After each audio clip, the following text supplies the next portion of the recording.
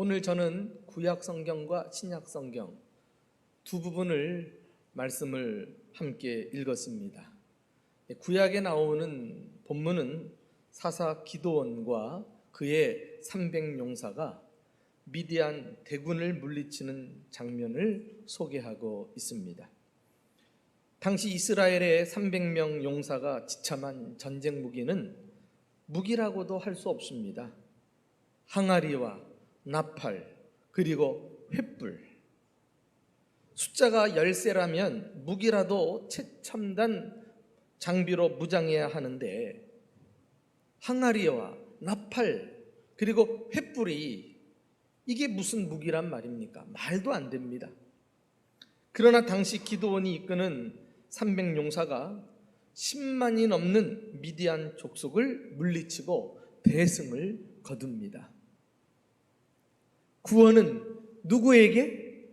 여호와께 있사오니 주의 복을 주의 백성에게 내리소서. 이 말씀의 원리가 또다시 경험되는 사건이었습니다. 그런데 여러분, 이날의 전쟁이 바로 오늘날 우리 그리스도인들이 사탄 마귀와 세상과 상대로 싸워야 할 영적 전쟁을 보여주고 있다는 사실을 아십니까? 우리의 무기는 세상의 것과 다릅니다. 전쟁 전략도 세상의 방법과 다릅니다. 횃불은 항아리 속에 영원히 감추어져 있지 않았습니다. 깊은 밤 적진에 다가선 기드온이 신호를 보내자 일제히 나팔 소리를 높이 바라면서 항아리를 깨트립니다. 그 순간 횃불은 밖으로 모습을 드러냈습니다. 300명 용사가 함께 쳐든 횃불은 어두운 세상을 밝히고 그 빛으로 인하여 적들은 두려움에 떨게 되었던 것입니다. 과연 어두운 세상을 밝히고 우리의 원수들을 물리치고 하나님의 백성들에게 승리를 안겨다 주는 우리의 무기는 무엇일까요? 그것이 바로 복음입니다. 복음. 복음은 어두운 세상의 유일한 희망이요, 그리고 인생 문제의 진정한 해답인 것입니다. 이 복음의 횃불을 높이 들었던 사람이 다름 아닌 사도 바울입니다. 그는 언제 어디서나 복음을 전함으로 세상을 변화시켰습니다. 그 앞에서 사탄 마귀는 정복을 당했고 세상은 무릎을 꿇었습니다. 그가 복음의 횃불을 들었을 때 마귀의 어두움의 나라는 멸망당하고 광명한 하나님의 나라가 이루어졌습니다. 오늘 본문에 신약으로 와서 보시면은 감옥에서도 복음의 횃불을 높이 든 사도 바울을 발견합니다. 우리 빌립보서 1장 12절 말씀을 다 같이 읽어보실까요? 자, 시작. 형제들아, 내가 당한 일이 도리어 복음 전파의 진전이 된 줄을 너희가 알기를 원하노라. 내가 당한 일, 이게 무엇일까요? 바로 노 사도가 감옥에 갇히게 된 일을 말합니다. 보통 사람 같으면 이런 상황에 직면하면 자포자기 절망에 빠지고 말 것입니다. 내가 여기서 할 일은 아무것도 없다. 이제 내가 할 일은 끝났다. 이런 말 아니겠어요? 그럼에도 불구하고 사도 바울은 로마 감옥에 갇혀서 자신의 안위보다도 더 관심을 가지고 있었던 것이 있었으니 바로 복음 전파였던 것입니다. 그는 절망적인 상황일수록 오히려 복음의 횃불을 더 높이 들어 올렸던 사람입니다. 이것을 보면은 사도 바울의 인생관을 우리가 들여다볼 수 있는데 그의 삶은 복음과 뗄래야 뗄 수 없음을 깨닫게 됩니다. 그가 모든 환경과 사건을 평가하는 기준은 복음이었습니다. 그것이 고난이든 평안이든 복음 전파에 유익이 되면 성공이요, 반대로 복음 전파에 장애를 가져오면 그것은 실패라는 관점에서 그의 삶을 이해했습니다. 우리는 보통 잘 먹고 잘 살면 성공이요, 출세라고 쉽게 생각합니다마는 사도 바울에게 있어서 내가 아무리 잘 먹고 잘 살고 이 땅에서 성공하고 출세해도 그것이 복음 전파와 하등 관계가 없다면 실패한 인생이요, 비록 세상 사람들이 볼 때 실패하고 좌절한 것 같아도 그것으로 인해서 복음이 한 발짝이라도 더 진전된다면 그 사람의 삶은 결코 실패한 것이 아니라 성공이다. 이것이 바울이 보여준 삶의 내용이었던 것입니다. 그래서 바울은 감옥에 갇히면서도 자신의 안위를 위해서 기도하지 않았어요. 빨리 이 상황을 벗어나게 해달라고 기도를 말하지 않았어요. 그러면 그는 무엇을 위해서 기도했는가? 골로새서 4장 2절 이하를 함께 좀 다 같이 읽어보실까요? 다 같이. 여기서도 사도 바울은 감옥에 갇혀서 쓴 기도예요. 다 같이 시작. 기도를 계속하고 기도에 감사함으로 깨어있으라. 또한 우리를 위하여 기도하되 하나님이 전도할 문을 우리에게 열어주사 그리스도의 비밀을 말하게 하시기를 구하라. 내가 이 일 때문에 매임을 당하였노라. 내가 비록 복음을 전하다가 감옥에 갇혔지만 그는 거기서 멈추지 아니하고 계속 복음의 문이 열리기를 위해서 기도해 주십시오. 그래서 그리스도의 복음의 비밀을 말할 수 있도록 그런 기회가 주어지도록 나를 위해서 기도해 주시기 바랍니다. 이것을 보면은 그는 복음을 위해서 조금 더 뒤로 물러서거나 멈추어 서지 않았어요. 어찌든지 이 상황을 헤치고 나아가서 복음이 자기 때문에 확산되기를 원했던 것을 볼 수 있습니다. 이걸 보면 오늘날 우리가 상황이 어렵다고 쉽게 깔아앉고 또 환경을 핑계로 낙담하고 실망하는 일을 보면 부끄러운 마음이 앞섭니다. 우리의 관심이 지금 나 하나 잘 되는 것에 있지 않고 정말 주님의 나라와 주의 복음에 있다면 내가 어려움을 당해도 생각이 다르겠구나. 어떻게 문제를 풀어가야 하는지를 사도 바울을 통해서 배우게 됩니다. 여러분, 오늘날 우리가 사는 세상은 바울을 가둔 감옥처럼 어둠이 짙게 깔려 있습니다. 사람들은 진리를 떠나 무지와 어둠 속에서 방황하고 있습니다. 하나님의 말씀의 절대 가치를 무시한 채 저마다 자기 소견에 옳은 대로 살아가면서 세상은 더욱 혼돈과 무질서와 죄악으로 넘쳐나고 있습니다. 그 어느 때보다도 지금이야말로 우리가 복음의 횃불을 들어야 할 때가 아닐까요? 그리하여 어두운 세상을 밝히고 절망하는 사람들에게 소망을 보여주어야 하겠습니다. 바울이 복음의 횃불을 어디서나 들을 수 있었던 것은 이 복음에 대한 강한 확신을 가지고 있었기 때문이에요. 그가 쓴 서신들을 종합해 보면은 남다른 복음의 확신을 발견할 수 있습니다. 첫째는 예수 외에 다른 복음은 없다라는 확신입니다. 우리 한번 다 같이 읽어볼까요? 시작. 예수님 외에 다른 복음은 없습니다. 자, 이 내용을 우리는 갈라디아서 1장 7절에서 발견할 수 있는데 함께 읽어보겠습니다. 시작. 다른 복음은 없나니 다만 어떤 사람들이 너희를 교란하여 그리스도의 복음을 변하게 하려 함이라. 여기 두 가지 복음을 설명하고 있죠. 다른 복음이 있어요. 그리고 그리스도의 복음이 있습니다. 그런데 다른 복음은 없다는 거예요. 복음의 주인공은 예수님이시라는 말씀입니다. 예수 외에 다른 사람은 주인공이 될 수 없어요. 만일 예수님의 자리를 꿰차려는 사람이 있다면 그는 적그리스도입니다. 우리는 다른 복음을 좇지 말고 바른 복음을 따라가야 하겠습니다. 사도 바울은 사랑이 많았던 사도였는데도 불구하고 이 다른 복음에 대해서는 추워도 용납하지 않았던 사실을 보게 되죠. 우리가 조금 전에 7절 말씀을 읽었는데 그 다음 갈라디아서 1장 8절 말씀을 한번 또 같이 읽어보실까요? 시작. 그러나 우리나 혹 하늘로부터 온 천사라도 우리가 너희에게 전한 복음 외에 다른 복음을 전하면 저주를 받을지어다.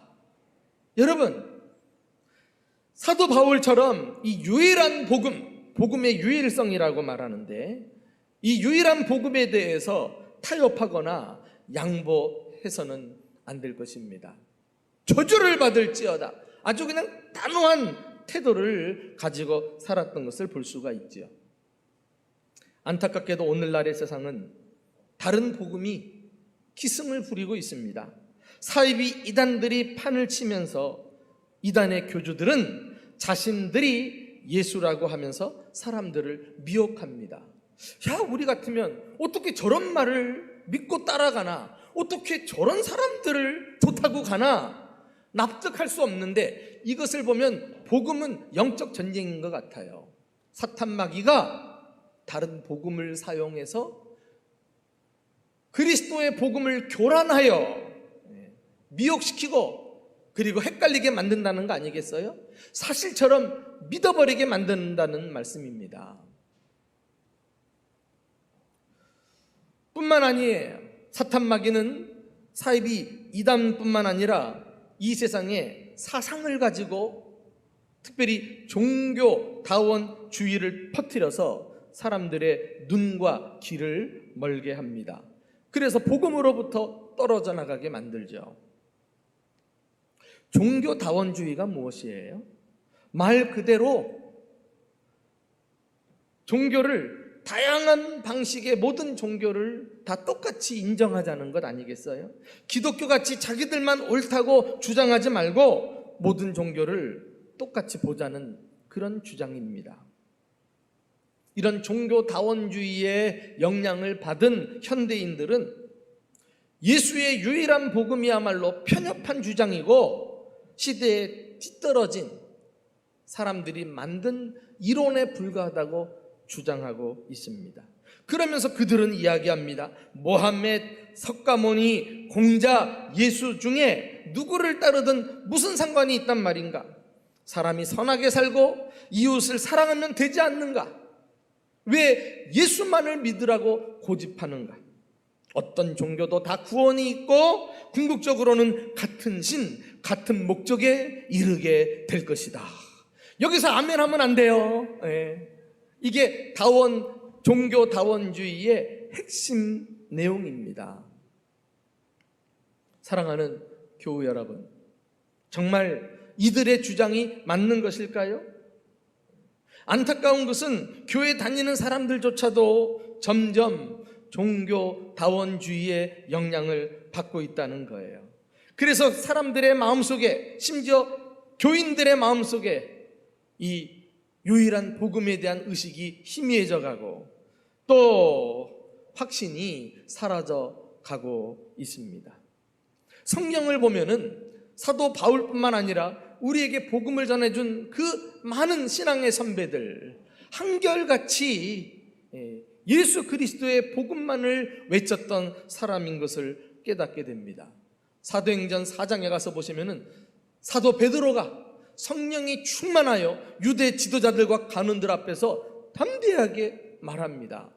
다른 이로서는 구원을 받을 수 없나니 천하 사람에게 구원을 받을 만한 다른 이름을 우리에게 주신 일이 없음이니라. 할렐루야.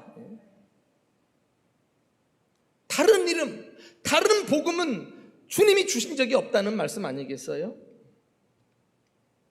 그래요.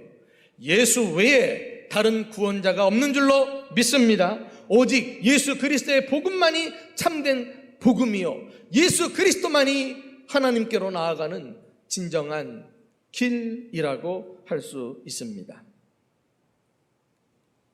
우리가 복음의 횃불을 높이 드는 것은 기준을 바로 세우는 일과 같습니다. 오늘날 사람들은 하나님의 말씀을 인정하지 않습니다. 그럼으로써 절대 가치가 무너지고 사람들은 자기 주장을 따라 살아가고 있습니다. 그리고 절대 가치관도 다 사라져버리고 말았습니다. 이런 현실 속에 하나님의 말씀과 예수 그리스도의 복음을 높이 세우는 것이야말로 이 땅의 교회들이 해야 할 가장 우선순위요, 그리고 우리가 잊어서는 안 되는 사명이라고 할 수가 있습니다. 이 어두운 시대에 다시 한번 복음의 횃불을 높이 지켜드는 한국 교회와 이 땅의 그리스도인들이 될 수 있기를 예수님의 이름으로 축원합니다. 두 번째, 우리는 구원에는, 이 복음에는 구원하는 능력이 있다는 확신을 가져야 하겠습니다. 우리 한번 자막을 보면서 읽어볼까요? 시작. 복음에는 구원하는 능력이 있습니다. 로마서 1장 16절에서 사도 바울이 또 고백합니다. 시작. 내가 복음을 부끄러워하지 아니하노니 이 복음은 모든 믿는 자에게 구원을 주시는 하나님의 능력이 됨이라. 먼저는 유대인에게요, 그리고 헬라인에게라. 내가 복음을 부끄러워하지 아니한다. 무슨 말입니까? 우리는 복음에 대한 강한 확신을 가질 뿐만 아니라 그 복음에 대해서 자부심을 가지고 살아야 되겠습니다. 당시 유대 사회는 복음을 부끄러워하는 사회였어요. 예수님은 목수의 아들이요, 그가 자라났던 고향은 유대 지역에서도 한참 보잘것없는 사람들이 모여 살았던 시골 동네였습니다.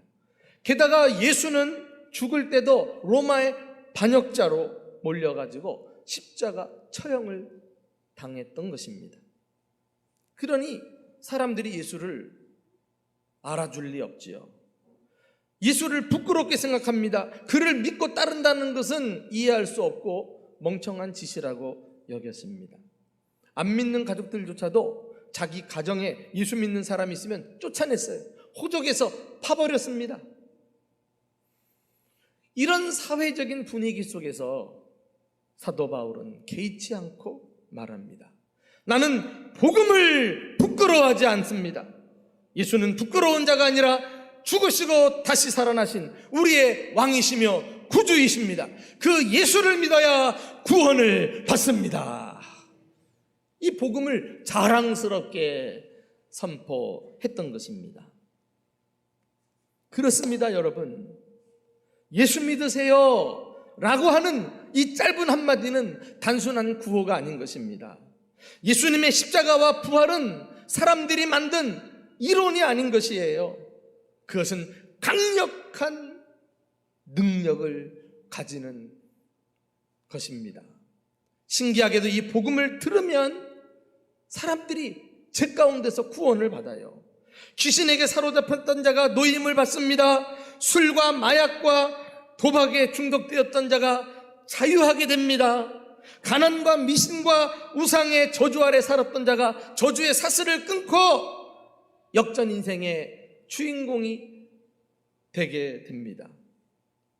그래서 이 복음은 개인을 확 바꾸어 놓는 능력을 가진 힘이 있습니다. 뿐만 아니죠. 예수님의 복음은 개인의 삶을 바꿀 뿐만 아니라 그가 속한 가문을 바꾸어 놓습니다.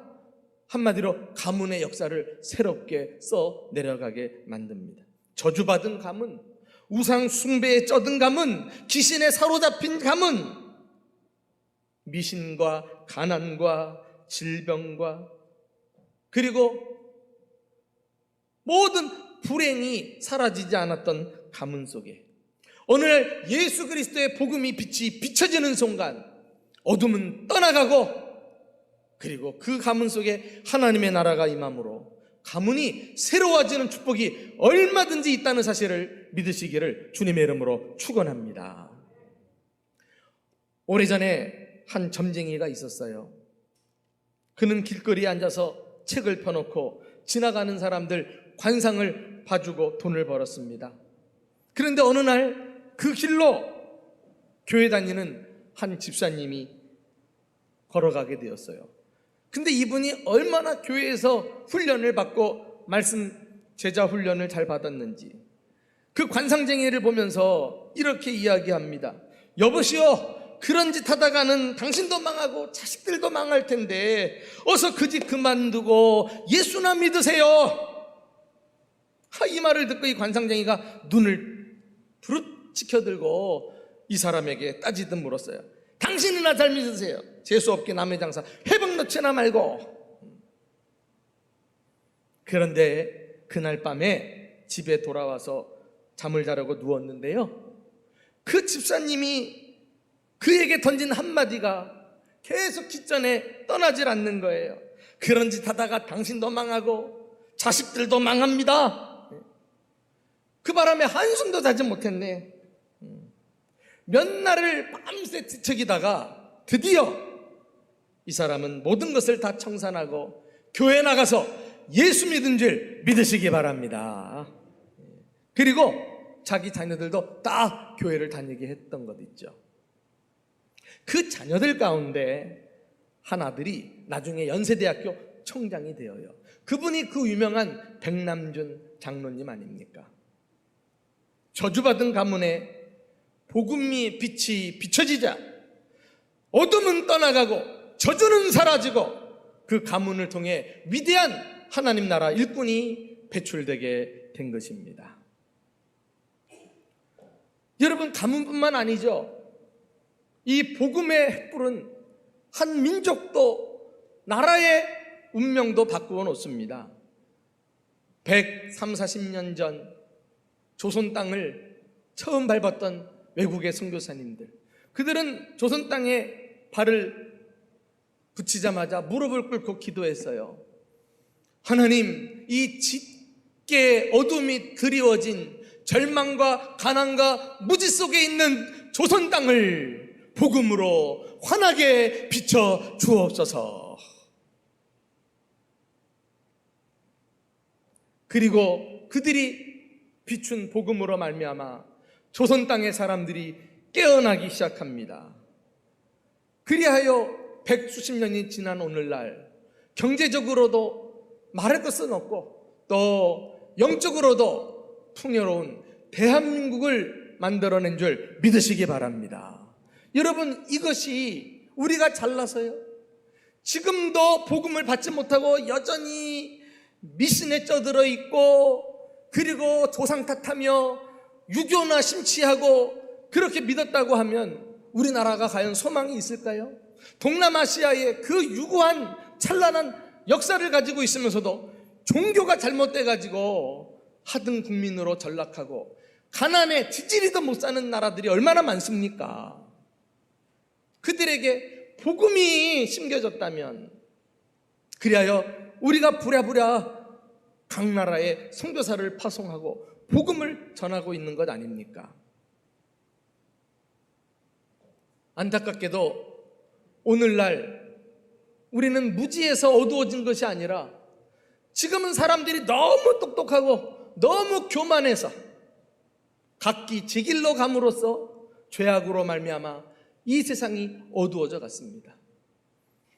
사람이 따를 절대 가치와 진리를 잃어버리고 말았습니다. 이때 우리는 복음의 횃불을 높이 들고 어두운 세상을 환하게 밝히는 저와 여러분이 될 수 있기를 예수님의 이름으로 축원합니다. 마지막 세 번째로 우리가 가져야 될 확신은 복음은 그 누구도 막을 수 없다는 것입니다. 우리 한번 다 같이 읽어볼까요? 시작! 복음은 그 누구도 막을 수 없습니다. 바울은 이 확신을 가졌기 때문에 어떤 어려움 속에서도 복음 전파하는 일을 놓치지 않았어요. 자, 우리 디모데후서 2장 9절 말씀을 함께 읽어보겠습니다. 시작! 복음으로 말미암아 내가 죄인과 같이 매이는 데까지 고난을 받았으나 하나님의 말씀은 매이지 아니하니라.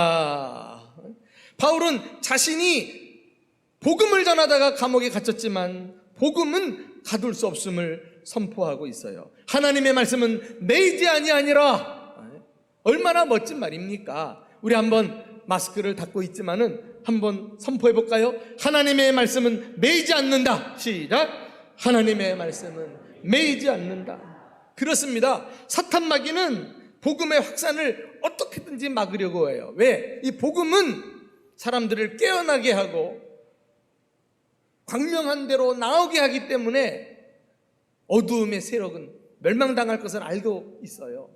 그래서 이 땅의 세력과 권력과 사상과 그 많은 종교들을 동원해 가지고 복음을 막아내고 있습니다.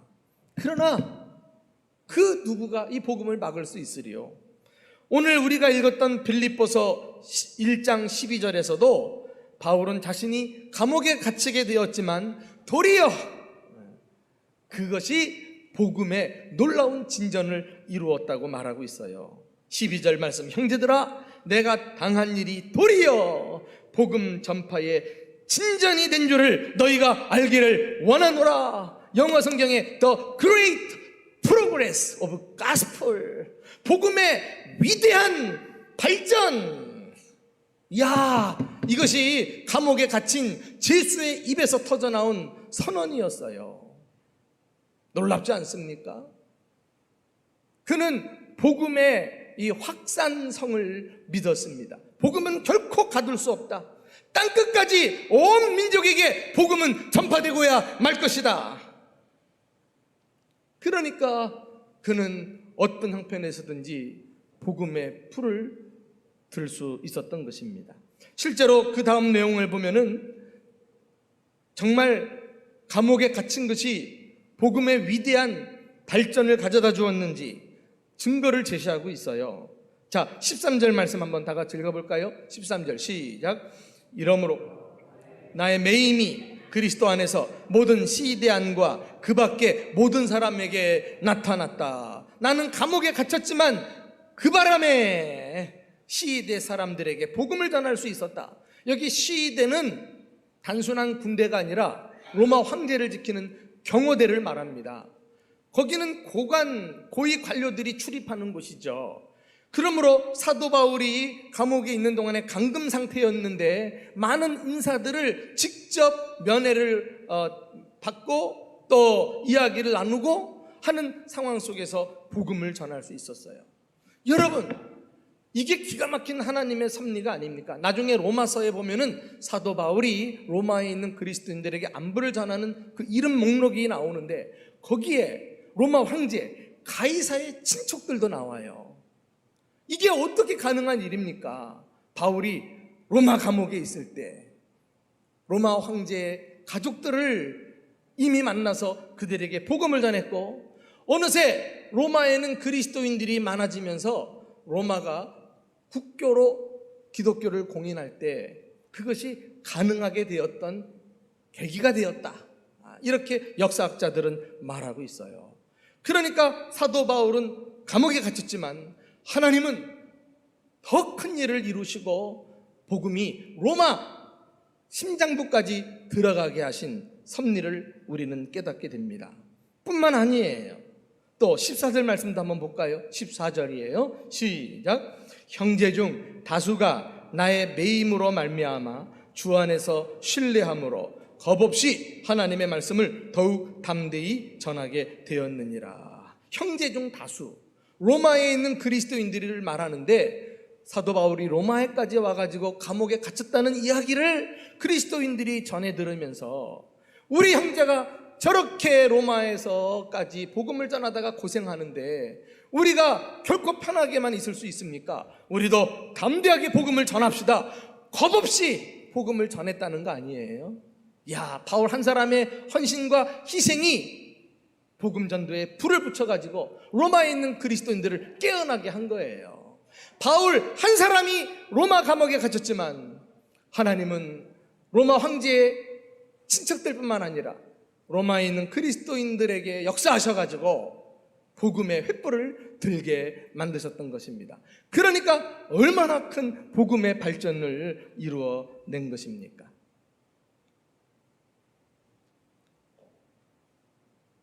나는 확실히 믿습니다.